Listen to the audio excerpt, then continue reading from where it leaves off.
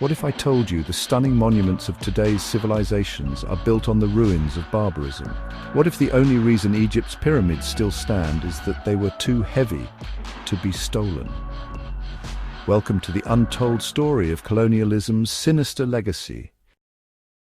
Let's begin in Glasgow, a city of beautiful streets and architectural marvels. But behind the facade lies an uncomfortable truth. Walter Benjamin once said, "Every monument of civilization is also a monument of barbarism." The wealth that built Glasgow and other imperial cities was siphoned from colonies like India, Africa, and beyond. Take India, for instance.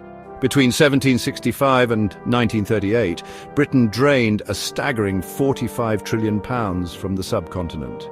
What was left behind?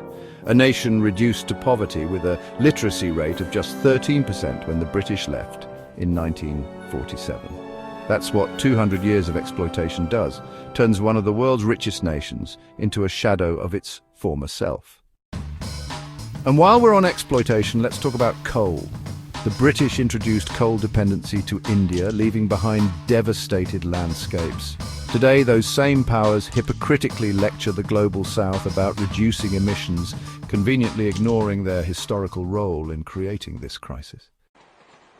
The railways, often touted as Britain's gift to India. Let's debunk that myth. The railways weren't built for Indians. They were designed to transport resources out of India, to enrich Britain further, and India paid for them. Imagine someone stealing everything you own, building a ramp to haul it away, billing you for that ramp, and then expecting a thank you. That's colonialism in a nutshell. Even the cultural scars are immense. Divide and rule policies sowed seeds of hatred between Hindus and Muslims, leading to partition. Over 15 million people were displaced and up to 2 million died in the chaos. Trains, those symbols of progress, became sites of unimaginable horror where entire carriages were massacred. And what did Britain do? Nothing.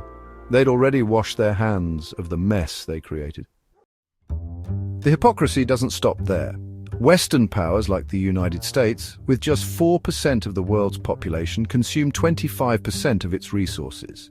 Meanwhile, the global south struggles with basic survival. And let's not forget the International Monetary Fund and similar institutions that lend stolen wealth back to poor countries, calling it aid and demanding repayment with interest. It's not charity, it's exploitation.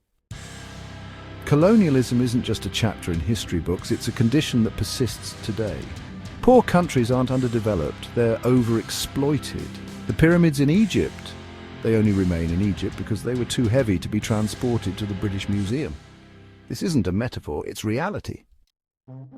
And then there's Winston Churchill, hailed as a hero in the West, but remembered in India as a man responsible for one of history's worst famines.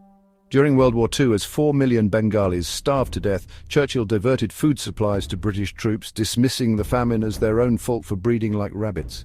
He even scrawled on an official memo, "Why hasn't Gandhi died yet?" This is the man Britain calls an icon of freedom and democracy. As Walter Benjamin reminds us, every monument of civilization is also a monument of barbarism. The time has come to confront this legacy, not just in history, but in the world we live in today.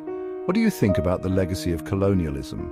Does the world still carry its scars, or have we moved on? Share your thoughts in the comments, and let's keep this conversation going. Don't forget to like, share, and subscribe to InfoFusion for more stories that challenge what we think we know. Together, let's uncover the truth behind the world's forgotten histories.